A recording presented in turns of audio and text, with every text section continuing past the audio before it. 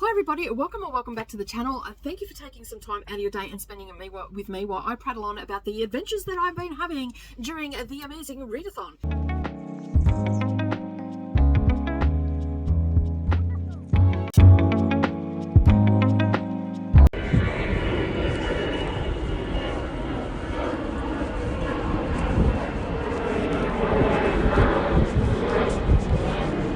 So we have just had a prompt drop, and that is a leg 7, and that was for the city of Seoul. And the prompt was to have a light source on the cover. So I decided that I was going to kill two birds with one stone.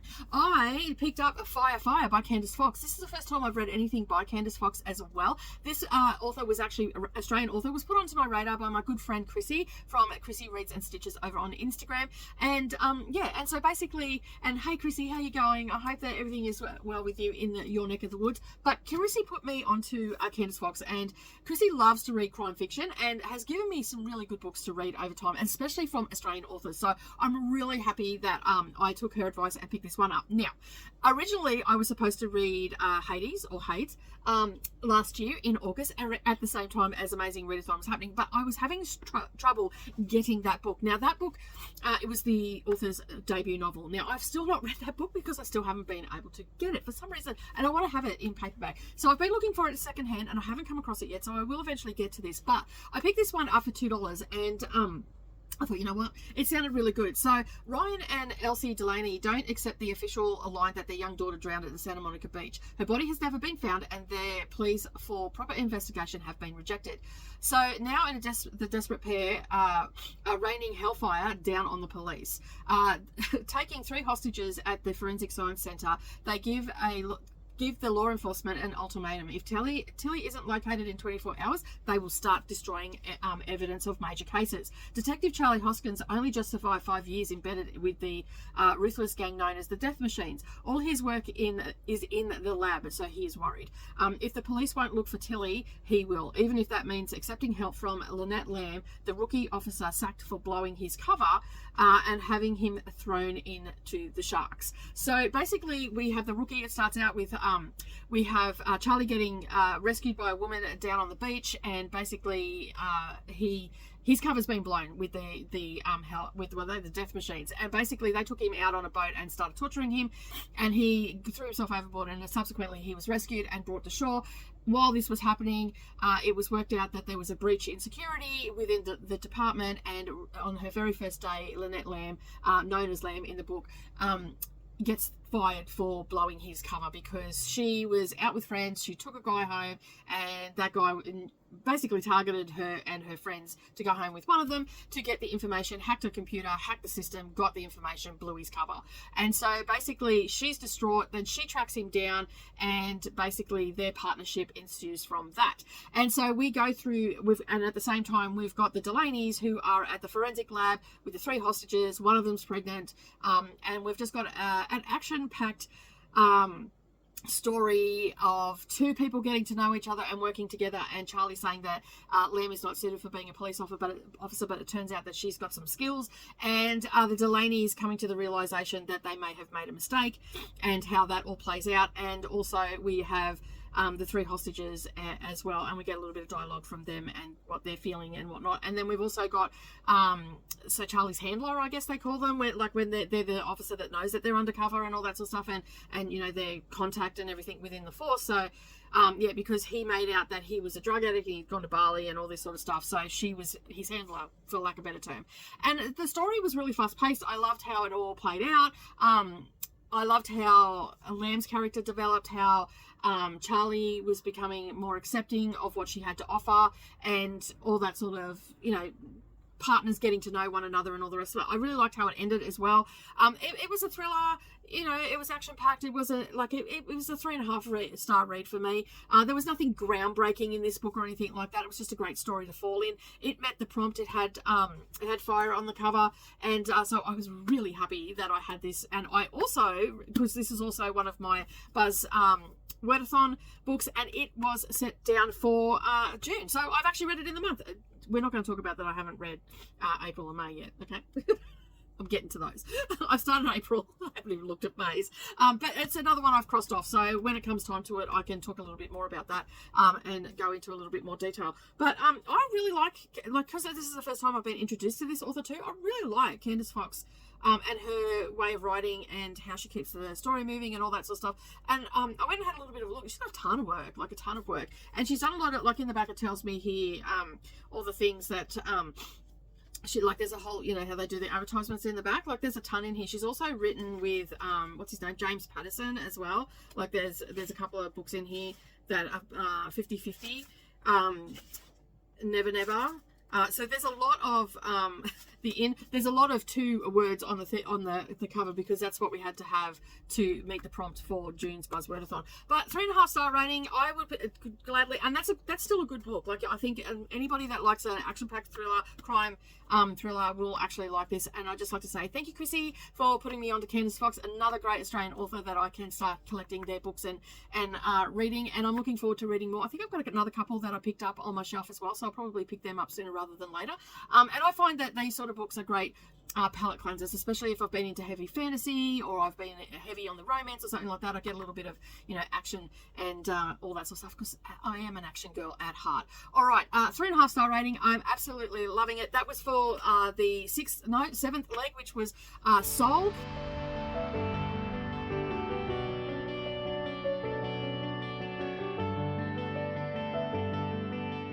Good morning, everybody. How's everyone going? All right, I thought I'd better come in and just have a chat to you and tell you that I have done a sightseeing book. Now, this sightseeing book I started in the last leg for Soul, and I didn't get it finished before the next prompt dropped. So my strategy has been I put that book down and do the city, and then I come back to it. So I've come back to it. I've now finished it. It's called Reputation. It's by Lex Cratcher. I want to say Luke all the time. I don't know why.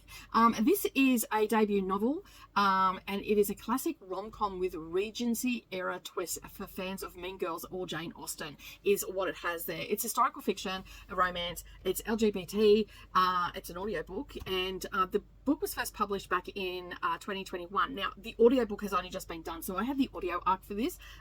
So it's not necessarily a new release, but the audiobook is, and I must say the audiobook is absolutely fabulous.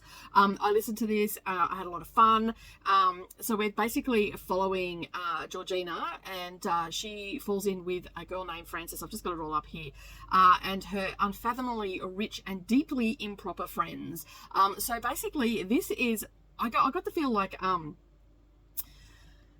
it was Bridgerton-esque with a touch of Mean Girls, but the feel of Jane Austen, Sense and Sensibility and Pride and Prejudice. Okay, so that's probably the best way that I can describe this. I had a fun time with this. So basically it is well-to-do rich kids, basically, of the Regency era, just behaving badly. They're smoking, they're drinking, they're having relations out of wedlock and all that sort of stuff.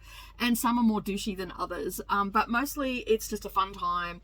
There is some serious stuff into it as well. We have a sapphic relationship in here that goes a little bit awry. We also have a gay relationship and denial around that. We have Georgiana wanting to fit in and doing all the things that she shouldn't be doing. And the reason that she ended up falling in with these people is because her parents are very distant. They read all the time. They're very distant. And I'm like, oh, I wonder if my kids feel like this, because I read all the time, but they don't, because I make sure that I interact with them. But her parents are very distant, and they left her with her auntie and uncle, and they went off to the sea because her mum wasn't well and all that sort of stuff. And so, yeah, so it was quite interesting to see how she came into it. She's not from a well-to-do family. She doesn't have a lot of money and all that sort of stuff, yet she's ended up being in this clique. And Frances, for a lack of a better term, is just not a great person.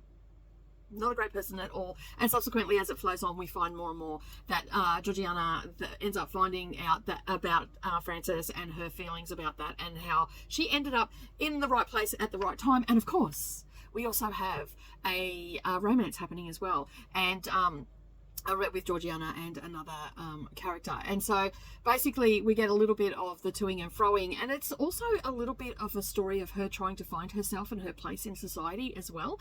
So I really appreciated it, and it had a lot of stuff going on in the book, but it was a fun book. I had a good time reading it, so I'm happy that I got the audio arc for this, and it's another one that I can cross off my neck alley. I have so many reviews, but I just don't have the brain capacity to do them right now, so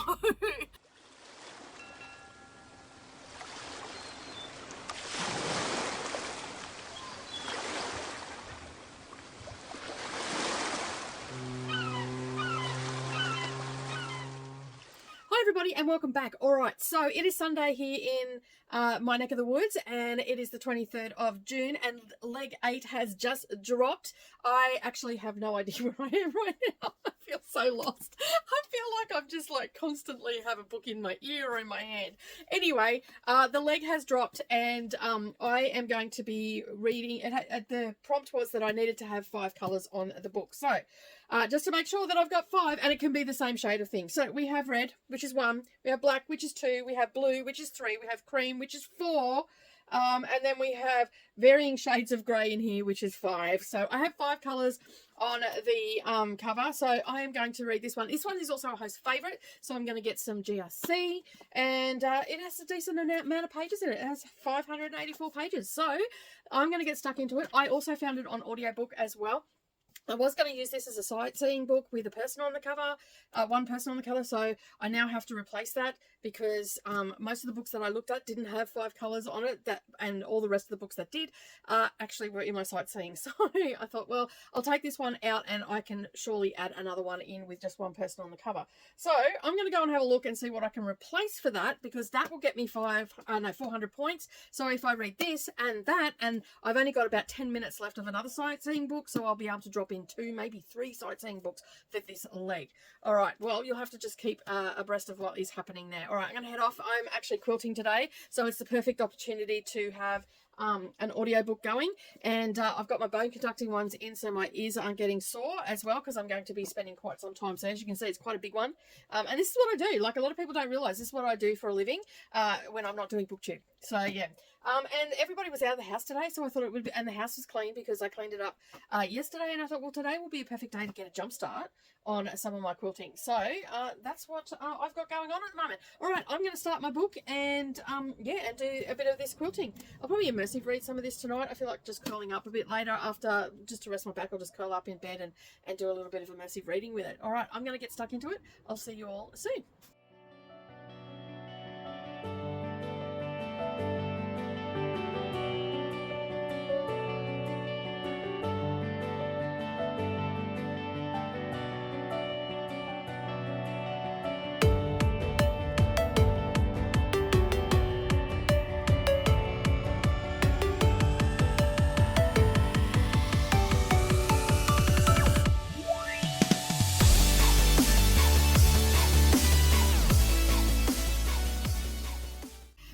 Everybody, and welcome back to the channel. All right, it is the 25th of June, and I have just arrived at Bangkok. So yeah, it has been a very, very interesting little journey to Bangkok. I ended up reading this one here, which is The Book Thief, and I have checked in a couple of times and I felt like it was a bit that at the midway point. Now, I went into this thinking that this was an adult book. And yesterday when I was on Sprints, I found out it's not an adult book at all. It is actually a YA book, and that's probably why I was not gelling with it too well. So basically, we've got Liesl, and she has been taken to her foster parents. And I kept, for the life of me, I was trying to think last night after I finished this book why she was getting taken to her foster parents, and for the life of me, I cannot recall that information. So it must have been just a brief comment, and it didn't go into in depth or anything, because I have not retained that information at all, which is a bit disappointing, because I feel like I've got that disconnect. And anyway, that neither here nor there. Subsequently, on the way her brother dies, she finds a book after her brother is buried, and this takes her on her journey of discovering books and words, and we just basically follow her life. Now, when I was talking on Sprints yesterday, I was sort of saying that I feel like this is a little bit of like, you know, you read like World War II books and everything centered around the Holocaust, and you're generally getting what happened to the Jewish people during the Holocaust. You very rarely, well, in my experience, you very rarely get a book that is the flip side of the coin of how not the soldiers or anything like that, but the everyday people, how they felt about Hitler and what was happening to the Jewish people and how they felt about it. And this is sort of what this touches on. Well, this is what it does touch on. So we've got Liesl, who is affecting everybody that she meets up with on her journey through life. And, she comes in contact with someone that is being hidden in her basement, and what that brings. It touches on what her friends are like and what they do, and the suffering that the German people also went through.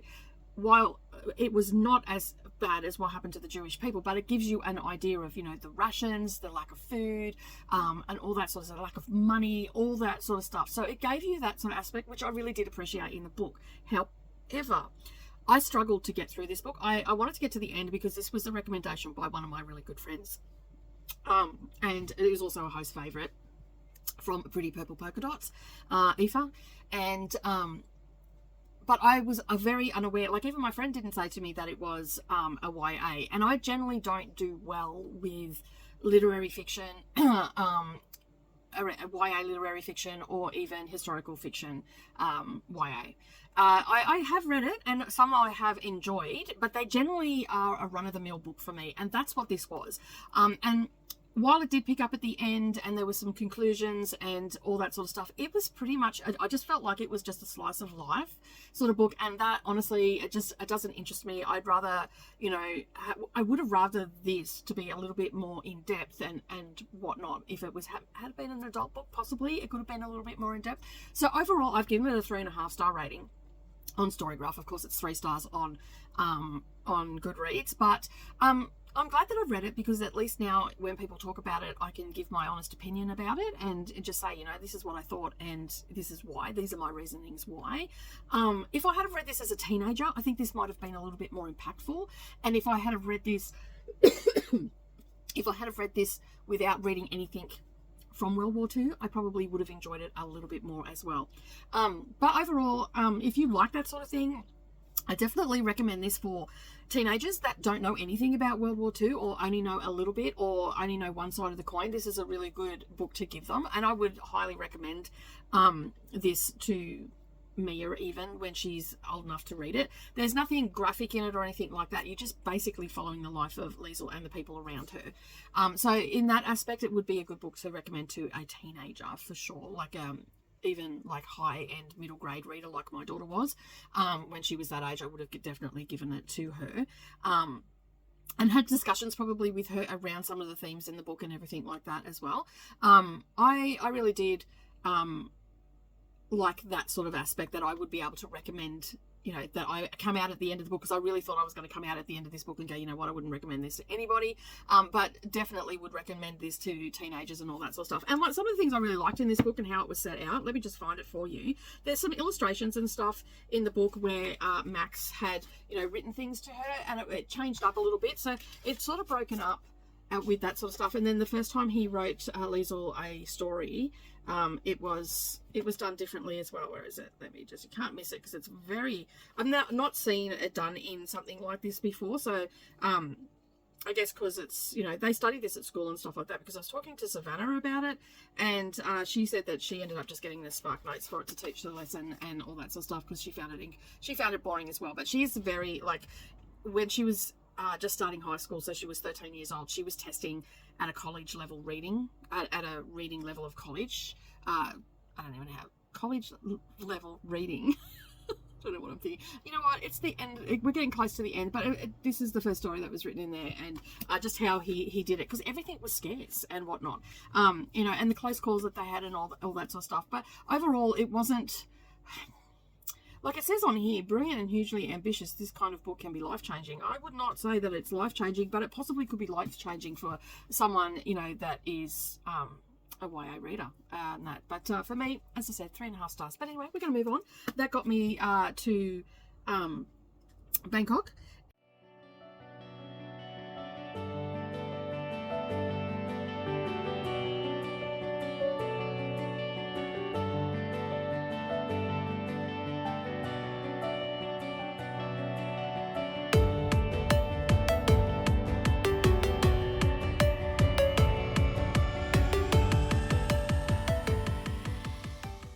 everybody, and welcome back to the channel. All right, we're here to talk about the sightseeing books for leg 8 of the Amazing Readathon. We're in the final throes of the Amazing Readathon. It has been an epic month. I think last time I checked I was like 32 books or something like that. I think by the time I'm finished I'm going to be around the 35, 36, but we'll talk about that a little bit later. All right, so one of the books that I read was a NetGalley arc, and the other one was this particular one that I had on my shelf for a while. This was a Reese Witherspoon's book club, Reese's book club pick. I can't even remember when it was for. I think it was at the end of last year. Anyway, First Light of Winds by Ashley Elston. This was an interesting book. So we're following, what was her name? Evie. I read it days ago, and this is the first chance I've had to talk about it. So basically, she is under an assumed identity as Evie, and basically she is in love with Ryan. Well, she's moving in with Ryan, and you're led to believe that she's in love with him, and you know they're starting a relationship, but you notice things aren't quite right pretty much from the get-go, because she's staging an apartment that she's moving from to move in with him, and all these sort of things. And then basically from that we get a little bit of backstory as well. So we've got like a dual timeline, a quasi-dual timeline.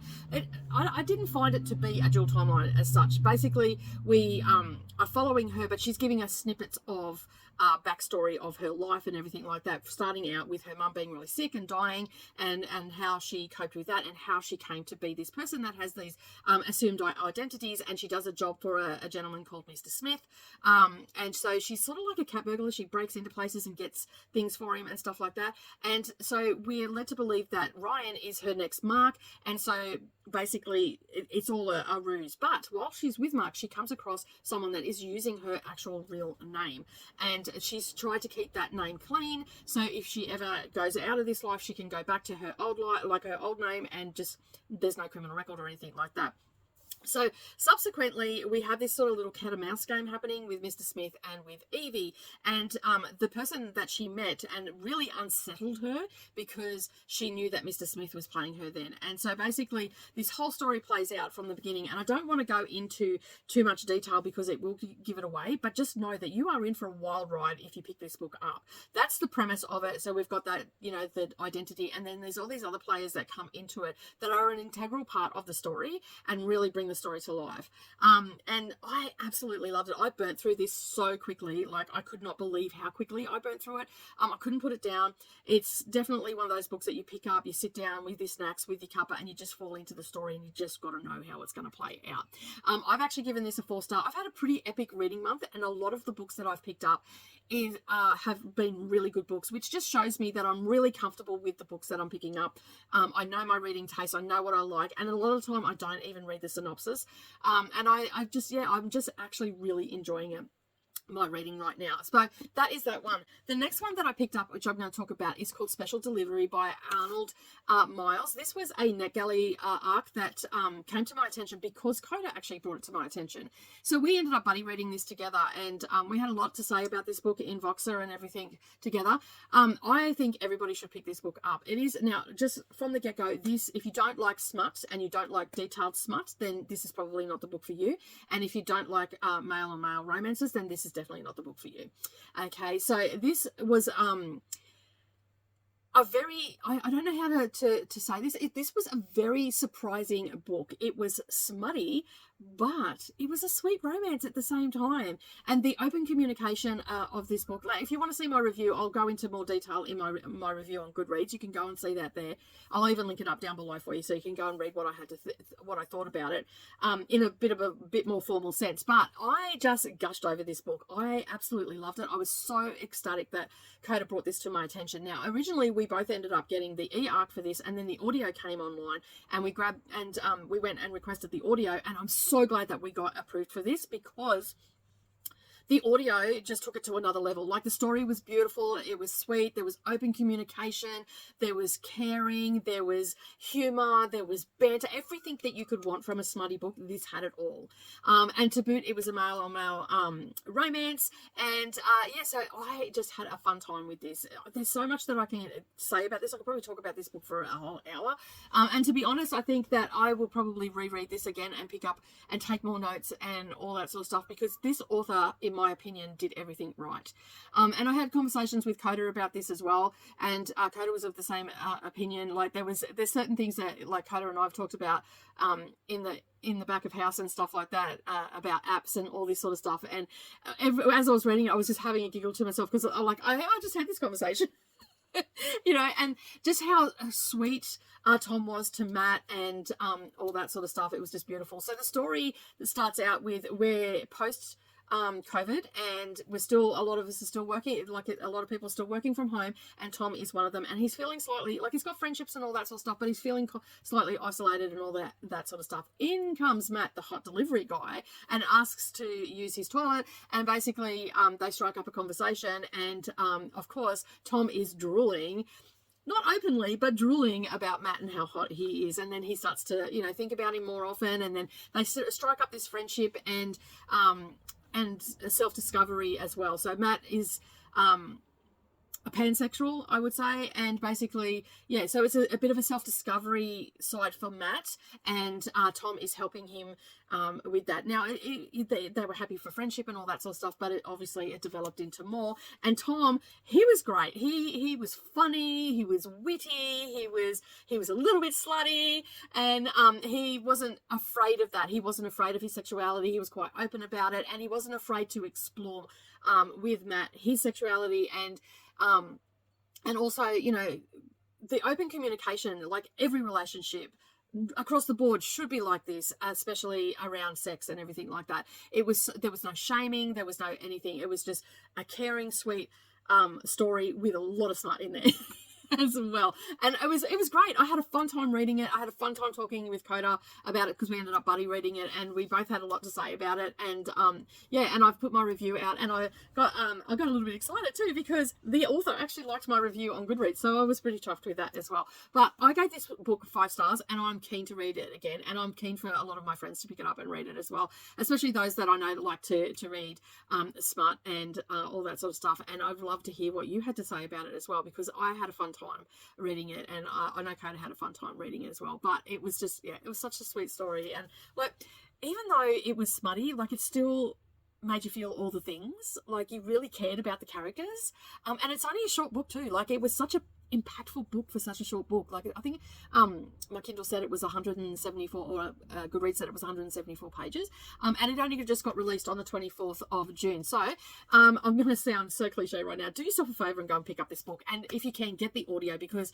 the narrator Nathan Wolfe did a fabulous job. He was very distinct between the characters, and he had the right tone for the humor and all that sort of stuff, because it is a British book.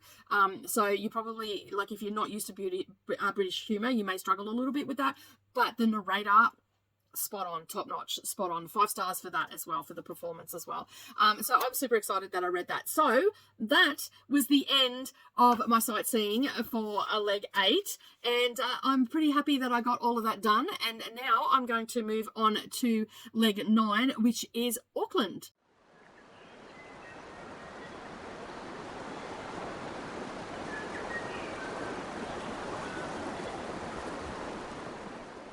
Hi everybody, and welcome back. All right, we are here for leg 9. I am in the middle of doing stuff around the house and everything, especially in the library. I'm getting stuff painted in there and all the rest of it. So I thought I'd better pop in and talk about the books that I have read for leg 9. Because I've been so busy, I haven't actually done any sort of vlog style. So I'm just sort of doing sit down wrap ups and all that sort of stuff. All right, so the Auckland leg, we had to read a book with water on the cover. Now, the thing is, I actually had an express pass, so we could read any book you want. And basically, I also run out of not run out of GRC. I know that I won't have enough to fly in the last leg, and I want to do that because I have a bit of a strategy happening and all the things. So I am able to read any book that I want. Basically, I don't have to meet the prompt, so I can read whatever. So because I don't have any GRC, I decided to read a short book so I could burn through that pretty quickly, and I decided to walk, so it's not going to cost me anything, but that also means that my pages are cut in half. So what I did was add a couple of books into the like shorter books, but for the sightseeing. So that's where I picked up a lot of my points. Okay, so basically what I did is I read a short story called Same Time Next Year by Tessa Bailey. That was for the main prompt. This is just a sweet story about, and it's actually a hockey romance. So basically we have a hockey team, which I cannot remember the name of it. Hockey romance is not my thing, but anyway, I thought this sounded like a really sweet story. So we've got the main female character. She is running a bar, and her brother's hockey team, which I cannot remember the name of them for the life of me. I'm just trying to run through it. And that's the problem when you get to the end of Amazing Readathon. You've read so many books, everything is sort of now starting to blur together, and you really should stay on top of your filming. But when you've got these other things you've got to do, you can't sort of do that sometimes. So anyway, she is running this bar, and all the hockey players go to this bar after their games and all the rest of it, and her half brother is on the team. And then we have the main male character where he is Canadian and he needs a green card. So it is put to her very early on in the book that he will pay her to marry him, and he has been in love with her for so long. He gushes over her. He's set up as a family man. He wants to be married. He wants the relationship. He wants all the things that come with it. He wants to make the woman of his not so much a woman of his dreams, but the woman that is in his life to be of his dreams, to be the one and only, to all that sort of stuff. And he's had a beautiful family life and all that sort of stuff. And he's also he wants what his parents have. So his dad feels about his mum, where they met, they took a photo, and every year they took a photo, and there's a wall of photos of her, and that is his wall of her, and all that sort of stuff. And he wants that for himself. I mean, who wouldn't? I mean, that sounds just beautiful, doesn't it? And so in comes the female character, and it's driving me crazy that I don't know their names. Just hang on a second. I'm just going to look that up. Okay, change of location. All right, I am now down front of the computer where I have all the details of everything that I need in front of me, and then I can check it up, because I hate doing reviews where I don't know the name and I don't know what, because as I was saying, in the Amazing Readathon, we read so much and so quickly that things start to blur together. So, I've got a 3-day period generally, and I'm reading 3 or 4 books in that time. So it gets a little bit of a struggle. So I'm just going to bring everything up, story graph and everything like that. And whatnot. So anyway, as I was talking about Same Time Next Year by Tessa Bailey. Now, I've only read two other books by Tessa Bailey. One is Fangirl Down, which was a golfing romance, and the other one is what was it called? It happened last summer or something. I think it's called. It's a God Blue book, and it was set in a coastal town, and had a rich princess type girl come into the town and renovate and all that sort of stuff. Anyway, that's another book. So okay. All right, this is a novella. It's a little steamy novella, and basically on a New Year's Eve, the team begs Britta to marry Sumner. Not Summer, Sumner. I guess you pronounce that. So we've got Britta. As I said, she runs this pub that they're in, where she's doing all the things, serving and all that sort of stuff. And Sumner's always been really respectful to her, and always smiles on her and all that sort of stuff. So they set up for a fake marriage because he needs to get a green card, and basically he pays her, and that way she's able to buy into the bar, because that's always been her dream. And she's right from the get-go, she is not into marriage and all that sort of stuff, but whereas he is, as I just said in the previous part of this continuing clip. So yeah, she is dead against it because her father damaged her when she was younger. When she was younger, he sat her and her mother down and basically said that he was leaving because he had another family. And as we go through the course of the book, we realise that, because she talks as if that, sat the family down and said this, and then as we go through the book, it comes to Sumner's realisation, and we learn at the same time that her half-brother is part of that family that her father left her for. And she had abandonment issues and all that sort of stuff. So she doesn't understand what love can actually look like. But she starts to, as the story plays on, they become closer and all that sort of stuff because they have to go and sit for the interview to get his green card and all that comes with it. So there's a little bit of humour in this. There's really good banter because at the core of this, Britta and Sumner are somewhat friends, and they feel really comfortable around one another, and he adores her. He adores everything about her, and he is showing restraint, and he sort of told a little bit of a white lie to her in the beginning of it with their fake marriage, saying, no, it's not going to go any further, but he was secretly hoping it would, and it sort of plays out that way. It's such a cute little a cute little romance. I really enjoyed it, which I was surprised because I'm not usually one for, I didn't really gel with the hockey romance that, which was called Icebreaker. I didn't really gel with that. But then I did like Wildfire, but that was more camp orientated, that even though there was hockey players in it. And this too was more like there was hockey players in it, but it wasn't hockey centric, even though he is playing hockey and all that sort of stuff. It was more about them and the focus on them developing their love for one another. I actually have not yet rated this on a Goodreads, but I think I gave it 3.5 stars for 375 maybe. Let me have a look on Storygraph and have a look at my stats. Bring everything up. So many books this month. It's mental. It's absolutely mental. I am feeling it. I'm tired. I've been racing around the world, so I'm tired. Oh, let me just bring the books up. 33 books I've read so far, and we're only at like 9. And I don't even think I've logged this. Have I logged it? No, I haven't. I haven't logged these books yet.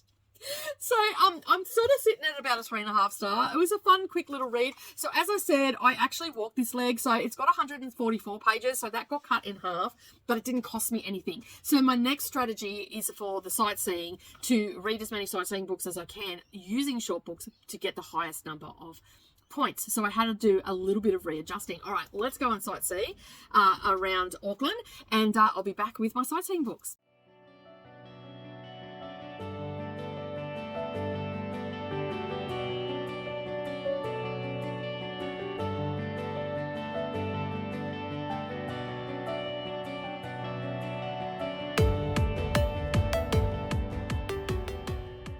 All right, so I didn't really go very far.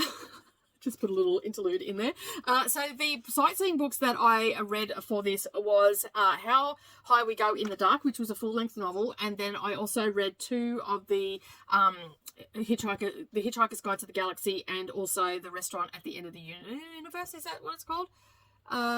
Let me just have a look. I'll bring those up.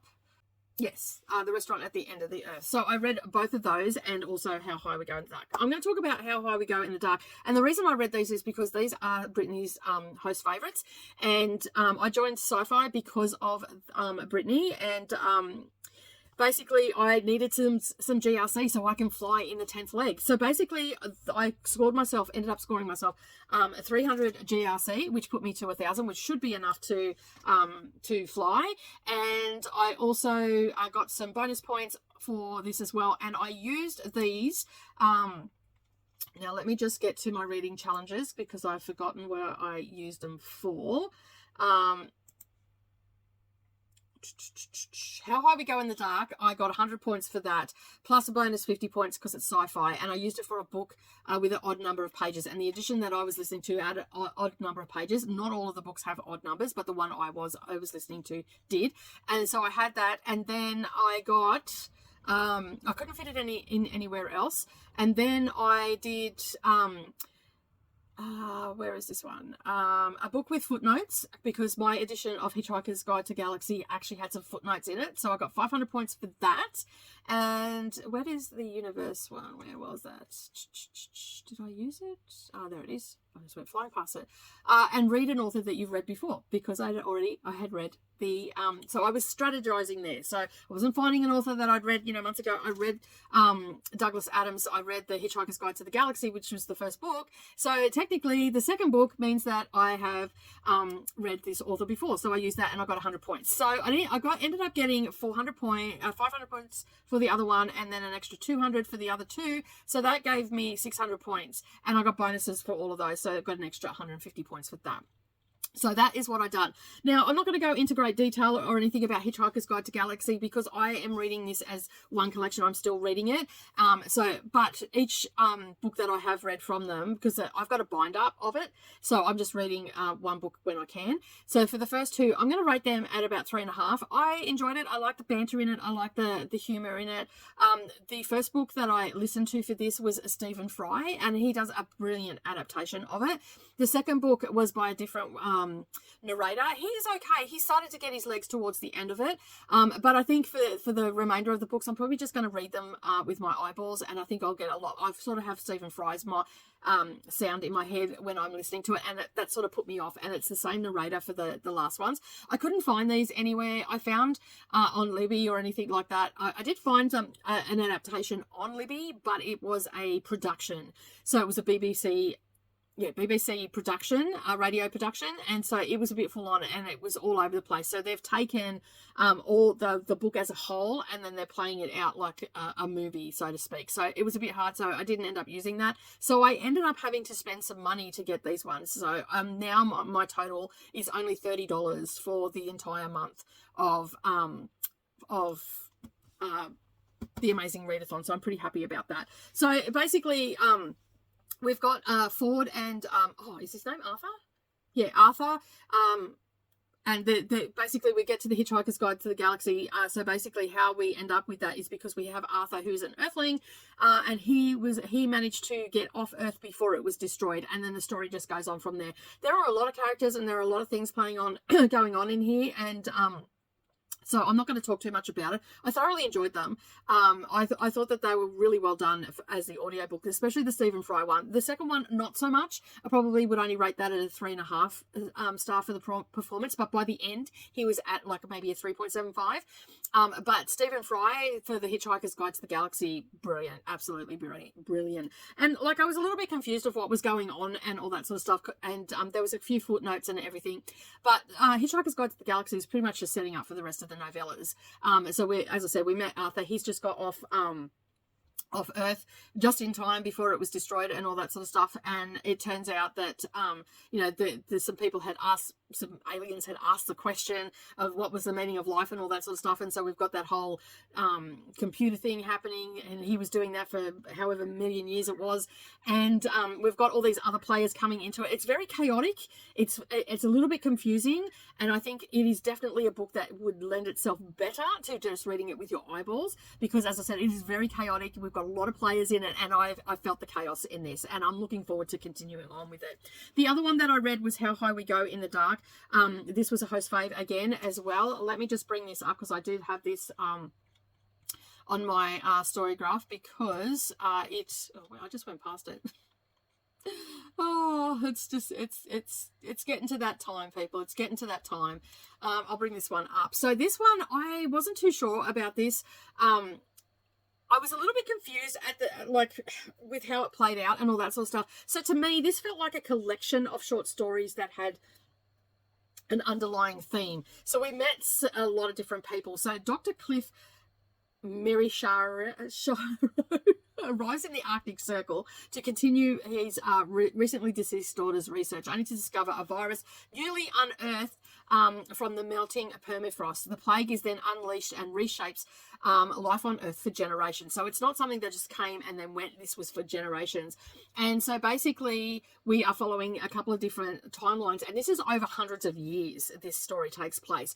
And that's what I was a little bit confused about at first. I'm like, what is the timeline on this? I was a little bit confused. Again, I'm reading these books really fast, and I don't think that this is a book that you should really read fast. This is a book that you should sit in and you should explore the themes in it and all that sort of stuff. So we have some pretty tough subjects in this as well. As I said, it's spanning over hundreds of years, and as I said, we've got the plague that has been unleashed on the Earth, and then they're trying to find out how to live in the new norm, I guess. And we've got children that are dying, and one of the storylines, I'm not going to go into every storyline, but one of the storylines I will go into is where there is a theme park where the adults can take the children to basically euthanize them. Okay, so these children are sick, and they're sick with the plague, and their bodies are shutting down and all that sort of stuff. They are actually going to die, but they're going about it, in my opinion, in a very humane way. So they've got this theme park. I think it's called the Park of Happiness. I think is what it's called. Is it written up here? No, it's not. So basically what happens is the parents turn up, they have their children, they know they're saying goodbye to them, but they give them that, that childlike experience of theme parks and all that sort of stuff. And so basically they get an injection, they go on a roller coaster, they go on a roller coaster, and basically and this was hard to read because it is about euthanizing children, okay? And so they give them the injection, they go on the ride, they're all happy and everything. You hear their initial screams and all the rest of it, and then by the time they go around the second loop, I don't think it was worded that way, but by the time they get to a certain point, they're out. They're no longer existing. Basically, they're now dead. And then the park takes care of them, cremates them, gives them back to the parents and all the rest of it. But one of the employees falls in love with one of the mothers that has come there with her terminally ill child, and she and his father are on the they're separated, but they're trying to find a cure and all that sort of stuff. And then there's just all these other mini stories over time and everything, and then it all comes together at the end. I was a little bit worried for a while there that it wasn't going to come together at the end, but then it comes together at the end, and I'm like, okay, this is good. I actually really like this. It took me on a journey, even down to the towers with the what do they call it, funeral towers, they're skyscrapers, hotels for the dead, essentially. And yeah, and it was just really well done. I feel like I'm all over the place, but that's how the book took me. It took me all over the place. And I don't know whether that's because I'm reading it during the Amazing Readathon, or whether it is intentionally taking me that way. And I am going to reach out to Brittany and just have a bit of a chat to her and see if I've got it right. This is probably one that I'd probably revisit again. It is a sci-fi one. And it's actually, I like it. I really do like it. And we've even got space travel in this, exploration as well. They're being put into a sleep, and they're going off, but every now and again they wake up and they're at a new planet and stuff like that, and that goes over a quite a lengthy time period and stuff like that. So yeah, it was just a really interesting read, and it'd probably be one that I'll revisit again and just take my time with it, because I was listening to it pretty quickly. And I think, again, this is another one that I think for me, sci-fi is a genre that I need to sit in the books until I get used to the genre, because it's not something that I automatically gravitate to. So I think that this is one that I just need to do that with. When I get a book, I need to read that book with my eyeballs, sit in that book for a while, take some extensive notes and all that sort of stuff, and really get a feel for the genre. I think doing a new genre in a readathon, especially a competitive readathon, is not the way to go. And I wouldn't recommend you listen to the audio book unless you've got time to sit in that book and take the time with this one. But I did actually enjoy myself in the end. As I said, it took me on a roller coaster ride, but I actually really enjoyed it, and I'm really happy that I had picked it up, because I had heard Brittany talk about it and she said it was really good. But just know there are some themes in this that are a little bit hard to read, and so just be aware of that when you go into it. There is one thing in here. There's a story that I want to talk about. There's a scientist who, having failed to save his own son from the plague, gets a second chance at fatherhood when one of the test subjects, a pig, develops human speech. This was weird, because this was what went into this one, and I'm like, what the hell is going on? We've got a talking pig. But it was quite sad in a way, because the scientist actually did really come to care for the pig and all that sort of stuff, and then the pig was able to communicate with him how he felt and stuff like that. So it was quite interesting, a little tidbit in that. So yeah, I thoroughly enjoyed it. I think right now I'm sitting at, I've given this a 3.5 star. I do believe that when I revisit this book, which probably will be later on in the year, I'll try to revisit it this year. I think that rating might go up, because I'll get a better appreciation for the story. But yeah, I'm just going to leave it at that. My edition that I had and listened to had 287 pages, so it met the prompt for odd number, and that gave me some sightseeing. But that is Auckland in a nutshell. We are now moving on to leg 10. So I'm going to head off and find out what that is all about, because that prompt has dropped, and then I will come back and talk to you. I'll probably be in my painting clothes, because I'm going to be painting. I will talk to you about the books that I have read for that leg. I have a strategy for leg 10. I have now enough GRC, because I gave myself another 300. That's given me 1,000, so I should have enough to fly and then some. So yeah, I just have to wait and find out what the prompt is and all that sort of stuff. But I actually have 2 sightseeing books that one has 400 points and the other one has 500 points. And the 500 point one I have been slowly reading throughout the year, and that's the buddy read. for Green Rider. So the second book is finishing up. I'm actually going to finish mine up a little bit earlier than everybody else, but I'll be still able to talk about it when it comes to sprints and everything, because it's going to net me 500 points. So I'm pretty excited about that. We're rallying at the end, and I'm going to be flying, so I'm hoping that I can get at least 1,000 points for my book. I just have to wait for the prompt. All right, I'm going to head off and patiently wait for that prompt, and I'll be back soon.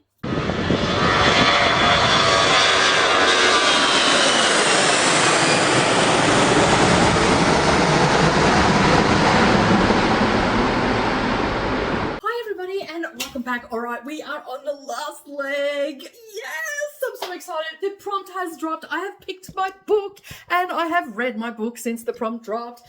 So basically we're off to LA. I mean, what better place to go? I am in the library room right now, so it sounds a little bit echoey because I'm getting ready to start to put some paint down on the wall. It is Sunday, the 30th of excuse me, the 30th of June in my neck of the woods. This prompt dropped yesterday, and I didn't check in for it, but I have actually read the book that I picked up, and I decided to go with a reread for this one. And the prompt for LA is to read a book that you think would make a good adaptation, either into a movie or a TV show, and you can't read anything that has already been adapted, so it's something that you would think that would make a good one.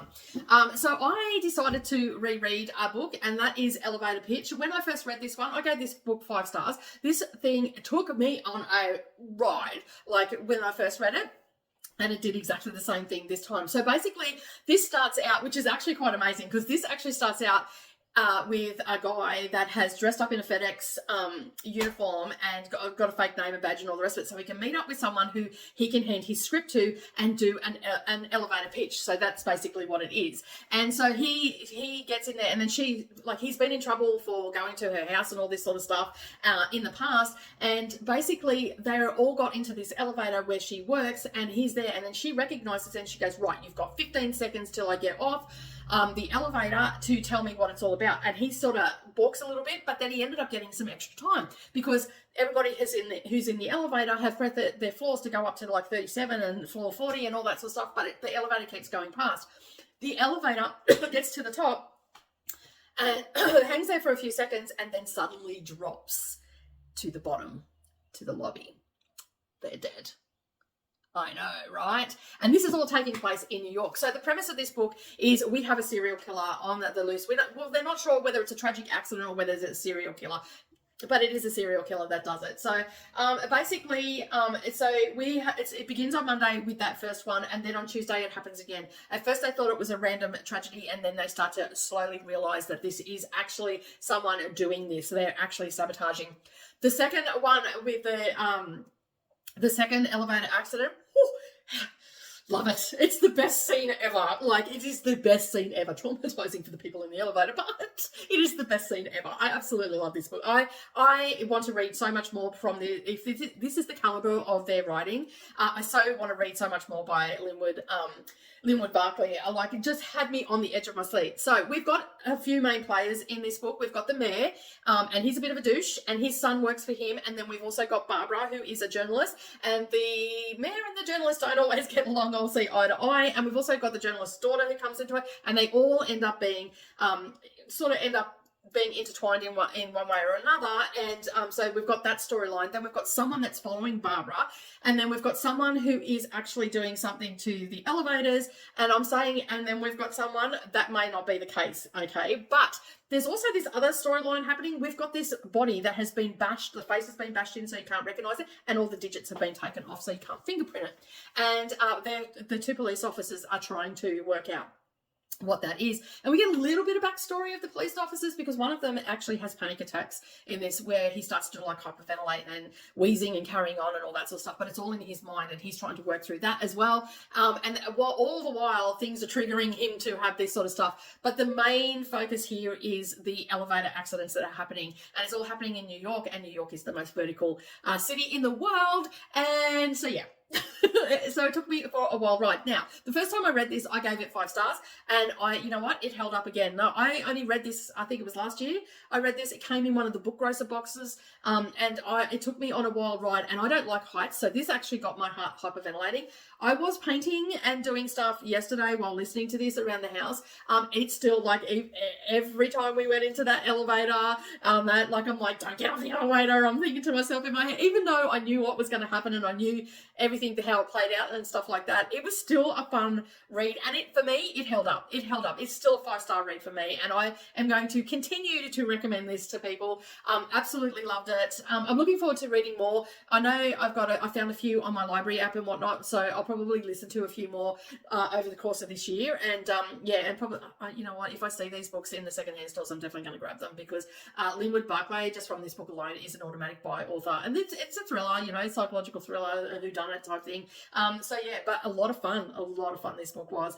If you do pick it up and you read it, I'd love to hear what your thoughts are on it and all the things. But that is the main prompt done. So as I said in the last clip, I already know what books I'm reading for my sightseeing for this one, and they're going to net me 400 points, because a book that was published in the month that you were born, and the other one was give me 500 points. I cannot think of what it is. Hang on, I'll just go and get my notes. Okay, I've got my notes. All right, so the book that is over 500 pages, I've got a few hundred pages left to go in that, and I'm going to be finishing that up. But I can tell you what it's about and all that sort of stuff. I already know what my star rating is going to be on this. It's a 4-star rating. It is the second book in the Green Rider series, and I've been buddy reading this all month long with Coda and all my friends on Sprints, and we've been having a lot of fun with this. A lot of questions have been answered from the first book, and also a lot of questions have been answered from the first part of the book now that we're at the end of the book. Now, I'm not going to talk too much about this, because this is something that we discuss over on my Sprints. So if you want to hear more detail about what things are going on and all that sort of stuff, you can join the Discord, and there is a lot of chitter-chatter in there about what we're doing and all that sort of stuff and how we're feeling about it. We have had a lot of things answered in this book, but we've also had a lot of things opened up in this book. I'm thoroughly enjoying the series and all that sort of stuff. And like with all series, you can't really talk about them except how you're feeling about it in the time. I'm excited to start book 3, which I'll be starting on Thursday. I'm finishing this before everybody else so I can use it for the Amazing Readathon. And as I said, I've given it 4 stars. It's going to net me 500 points because it's over 500 pages. I think it comes in at 724 in my edition.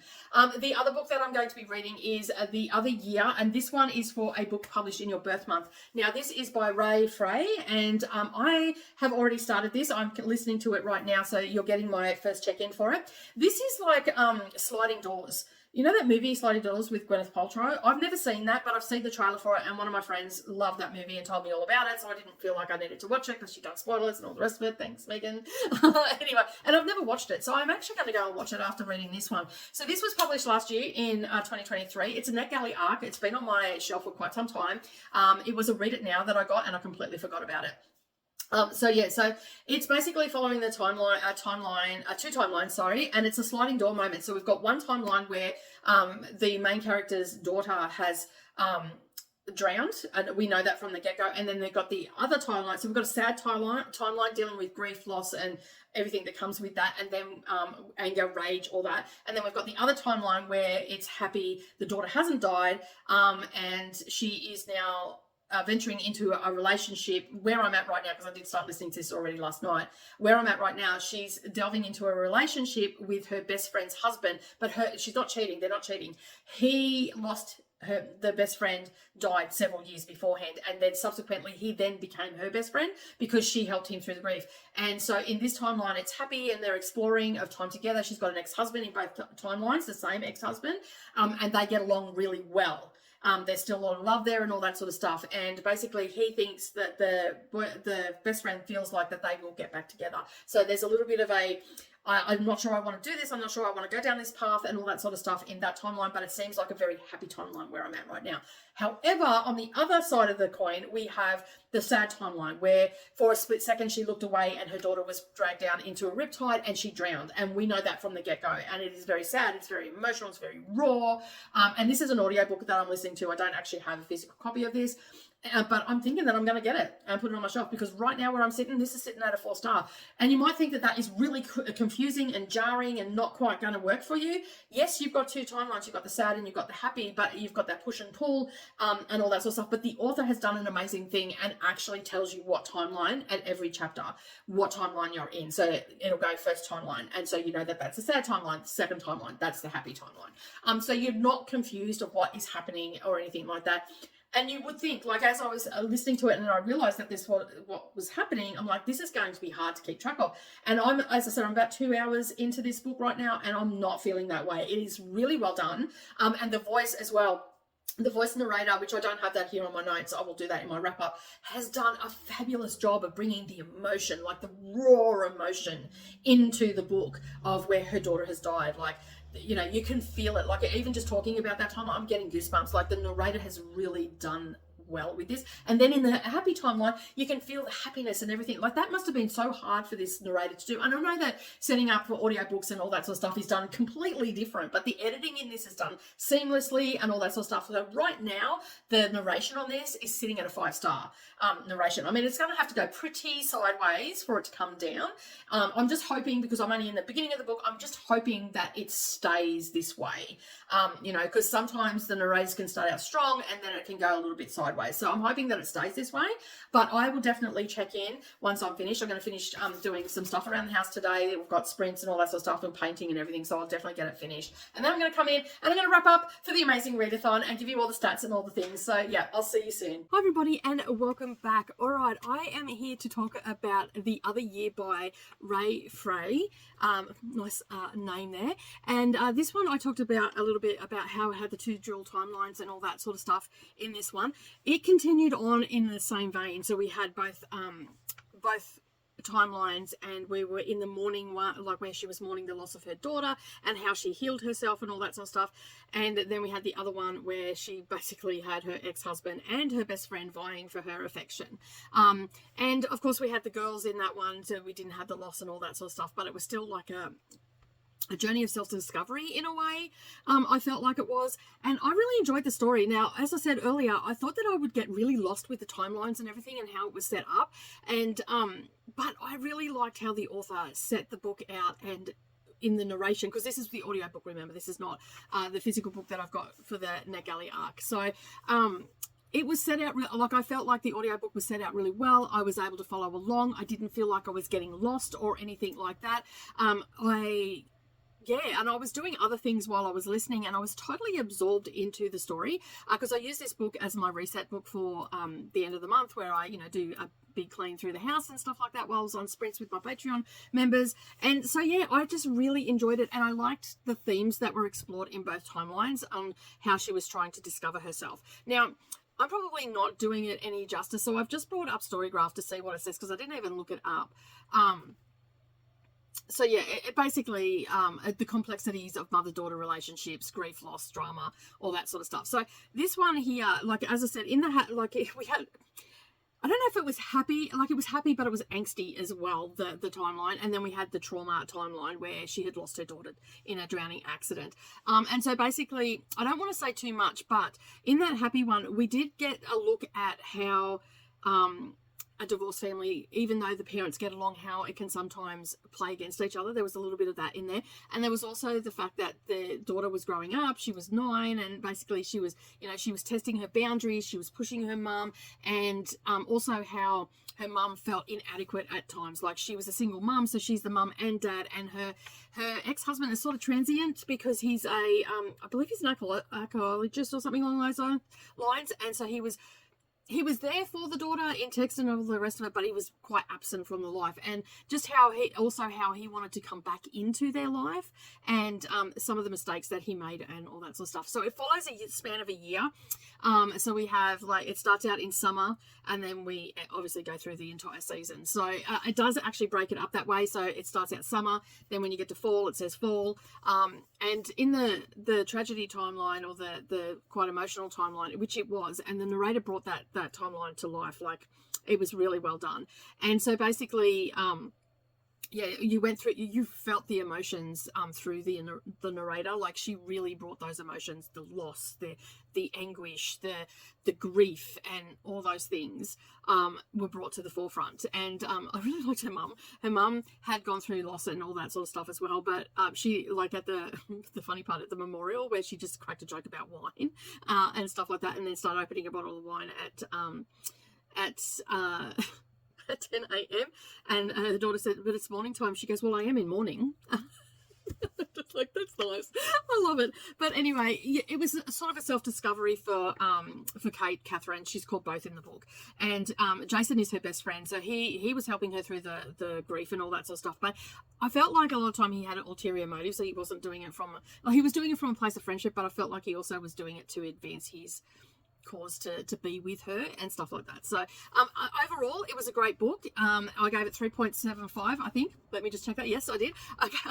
Everything is a blur. 3.75. I highly recommend the audiobook for this one. I haven't read sought out the ebook or anything for it. I've just listened to the audio because I had it over on NetGalley.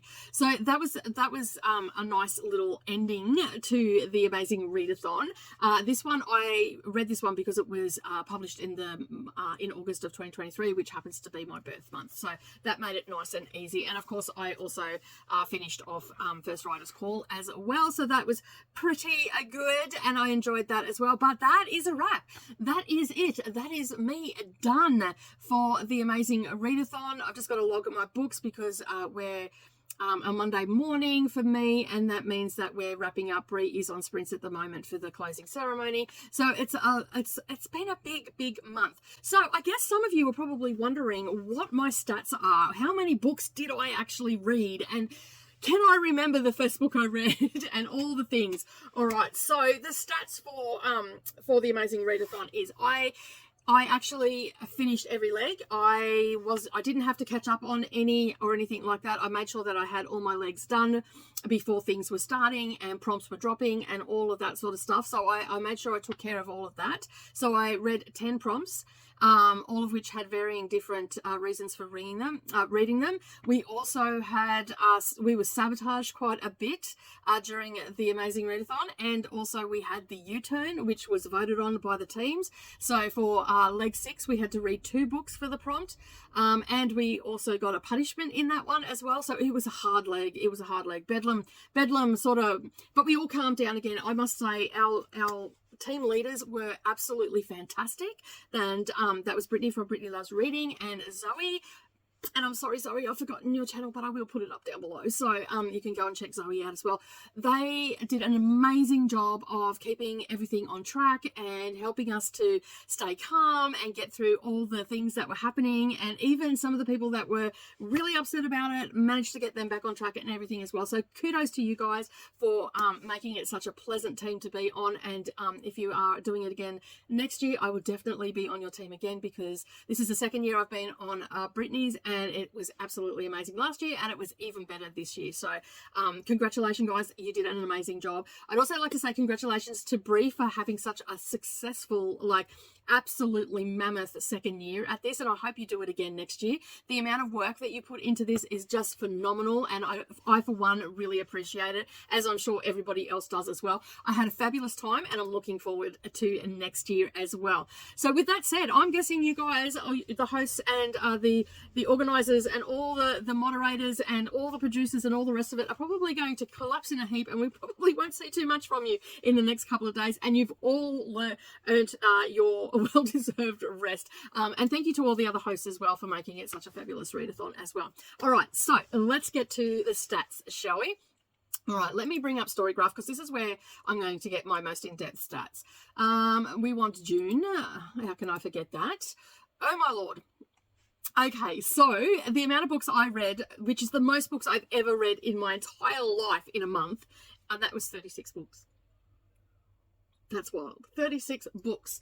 And if you want to see what books they are, you'll have to go back and watch my other vlogs. Now, Most of these were either, I had 63% were at a medium pace, we had the 34 at a fast pace, and we had 3% at a slow pace. A lot of them were lighthearted and emotional and funny, with the first main ones. The main one was funny, so I had 11 that were funny, 10 that were mysterious, and 12 that were emotional, and 12 that were lighthearted. So that was pretty split evenly there, so that was good. Page numbers, I had 50% were more than between 300 and 499. I had 6% that was 500 plus, and I had 38% at less than 300. Now, less than 300, that would cover most of the novellas that I read for Face Off Weekend, along with a couple of novellas. So The Risk was one, which I think that was 184, so it was just under 200. And then you also had The Hitchhiker's Guide to the Galaxy, The Restaurant at the End of the Universe, which is the second book for The Hitchhiker's Guide. They were novellas. Everything else was, well, as I said there, 56% were at 300 to 499, and 6% over. So over half of my books were a decent size, so that is good. I didn't read any non-fiction this time. Oh, sorry, did I? No, I did not read any non-fiction this time. I thought I went too far then. That. So as I said, I read quite a bit. Now, NetGalley arcs, I ended up doing 12 this month, which is absolutely amazing, because if you remember at the beginning of the month when I was talking on sprints and all that sort of stuff, and throughout my videos, I said that I wanted to use my NetGalley arcs for most of it, as much as I could. So I ended up doing 12, which I'm pretty happy with. I did have to go and get some GRC and all that sort of stuff, and you're probably wondering, did I use all my GRC? I did use all my GRC except for 150 of it, and I rallied in leg 9 because I knew that I probably wouldn't have enough to fly for the last leg, and I wanted to fly for the last leg. So and for the last leg, I ended up getting nearly 2,000 points for the team. So hopefully, fingers crossed, our producer didn't sabotage us this time, which would be good if they didn't. And I'm excited to see where we come in that. And in Face Off Weekend, I read 10 books. So was it 10? Yes, it was 10. Yes, it was 10. I also did a couple of buddy reads as well during the month. I took quite a number of books off my shelf as well, like off my shelf, so audio, library.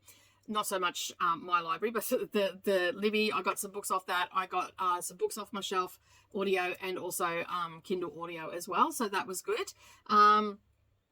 Let me see what else I have here. Yeah, that is it. Did I take any off? And I did 4 books that were on KU as well. So that was good. That is on there. One of those books was the Naughty and Nice Book Club. So overall, I think it was a very successful readathon, and my highest rating books, I had 15 at 4-star, I had 1 at 4.25, I had 3 at 4.5, I had 2 5-star reads, I had 3 3-star reads, and I had 8 3.5 and 4 3.75. So overall, a pretty good month, like to have a chunk of them at 4 stars, which is absolutely amazing. And I'm not sure whether I actually managed to get all of those rated or not, because sometimes I forget to do that. But overall, a really good month. And the total number of pages read, if I had have read all physical books, which was highly unlikely, most of these had audio with it. I think there was only 1 that I read, maybe 2 that I read with my eyeballs. I'll have to go back and have a look through, because I think they might have just been before. I don't know, but anyway, I can't remember whether I read. I think it was 1 that I read with my eyeballs. It was only a short book, so that's not too bad. So 36 books, 11,361 pages. That would have totaled. So would I have read 36 books in a month if I was reading them physical? Probably not. I can go out on a limb and say probably not, because that involves me sitting down and reading them. Most of these books I did immersive read in the morning and in the evening as well, if I had the ebook to go with them, or the physical book. Other than that, I would just basically listen to audiobooks. Now, I do believe that I think there was 5 books that I pulled off my shelf. Yes, 5 books that I actually pulled off my to be read shelf. So that is a win for me. Now, you're probably wondering, did I spend any money? Because if you remember at the beginning, I was saying I didn't want to spend any money. I ended up spending $33 in in money, which I had a $50 budget, but I was trying not to spend that. So I was pretty happy with that. And the money that I had left over, I ended up buying the first volume in Heartstopper. So that came in. So I'm happy with what I spent. Well under budget, because I still have, because I spent $33.50, because one of the audiobooks was $3.50 because I had the ebook. Off KU, so that was $3.50, and yeah, and then I bought the 2 Hitchhiker's Guide to the Galaxy because I want to go back and visit those. I will be buying all of those on audio, and so that was $33.50, and then I bought the Heartstopper book, which was came to $46 in my budget, and that left me with $4 to roll over for July. So I'm back to square one.